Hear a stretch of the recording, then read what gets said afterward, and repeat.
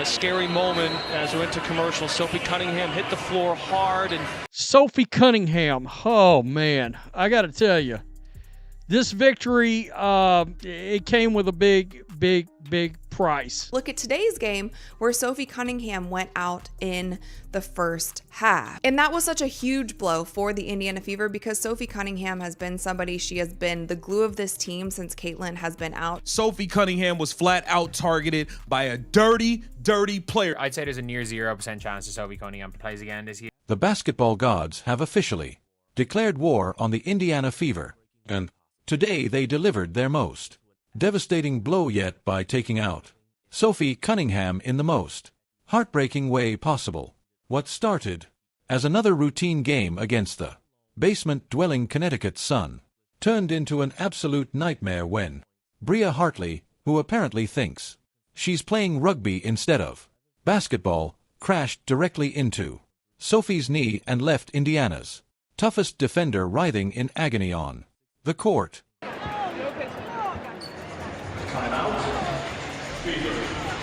I couldn't believe it. I didn't know what it was at first when I saw her went down. So let's break down the play where Sophie got hurt. So as you can see here, Bria Hartley is going baseline. Kelsey Mitchell is guarding her. And then Sophie comes over to help.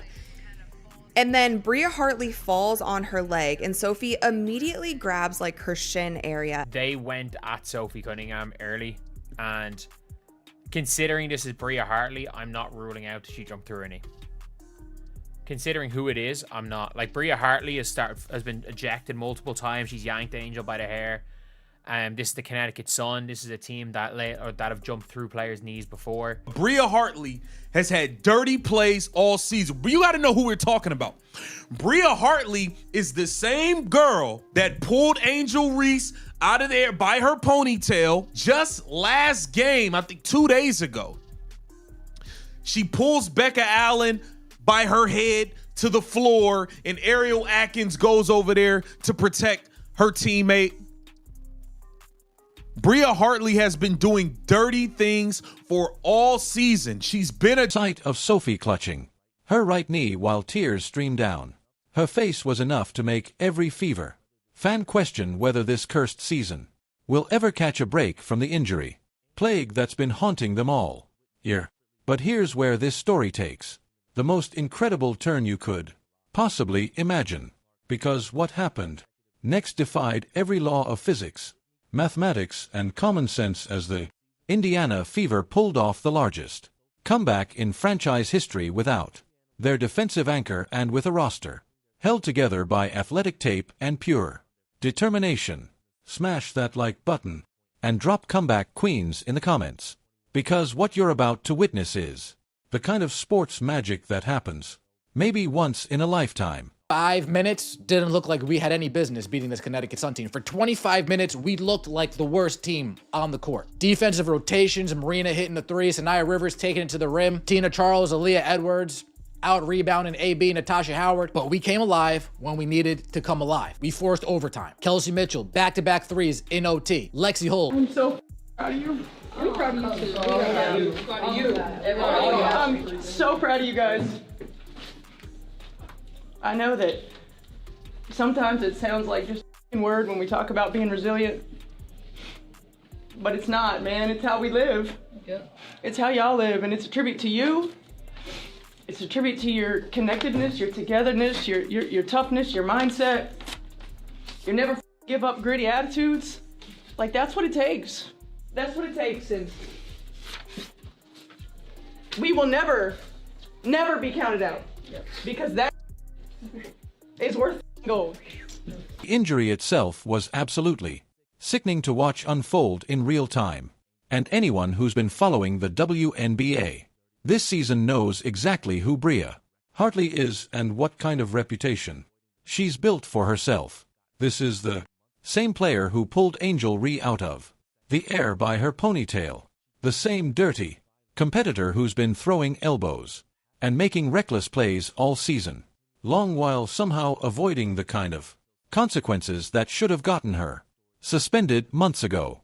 When Hartley drove to the basket in the second quarter and lost control, she didn't just fall awkwardly, she crashed directly into Sophie's planted right leg like a wrecking ball hitting a support beam. The impact was so violent and so clearly avoidable that you have to wonder whether these officials are going to continue allowing this kind of reckless behavior until someone's career gets ended permanently. She was crying, she was yelling. It definitely seemed like she was in a ton of pain. The training staff went over to her. They went to commercial break. Like, it was a real injury. This wasn't something, and Sophie's the type of player, a lot of times when she does get injured, she just gets right back up. She tries to walk it off. This was something that kept her down, and it was so hard to see. It is ironic because Bria Hartley has been in multiple scuffles this year with the Connecticut Sun. A lot of people would categorize her as a dirty player. She roughs house. And Kathy Engelberg, this is why I say you wonder why there's so many goddamn injuries all over the league, because you are allowing people to play rugby and football and do UFC moves in the middle of a basketball game. In the beginning of this game, Sophie Cunningham is bringing the ball up the floor. She gets mugged, hit upside the head, knocked to the floor while dribbling the ball up the floor 75 feet away from the rim.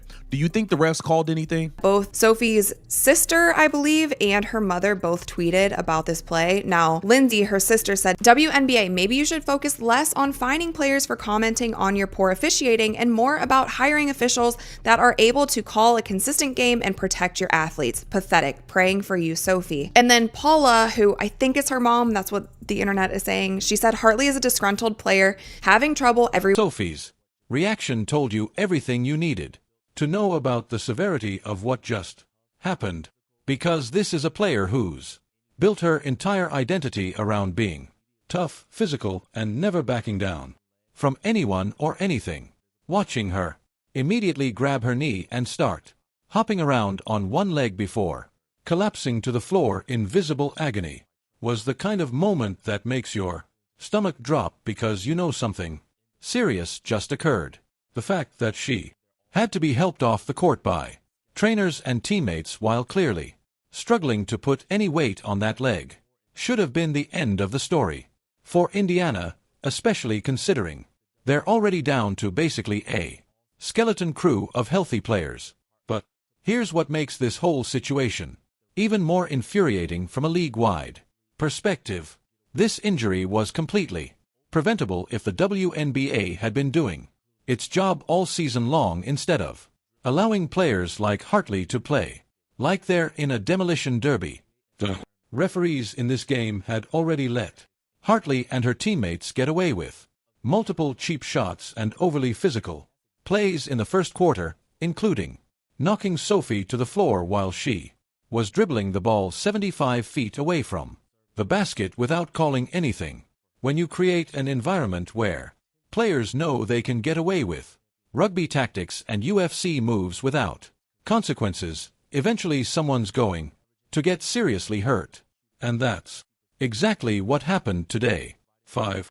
What's particularly maddening is knowing that Sophie Cunningham has become the heart and soul of this Fever team during Caitlin Clark's extended absence, serving as the one player willing to stand up for her teammates and bring the kind of intensity and defensive presence that championship teams require.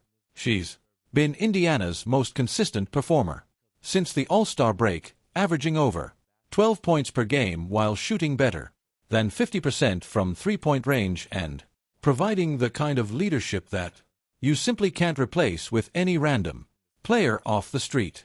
Losing her for any extended period of time would be catastrophic for a team that's already hanging on by a thread in the playoff race.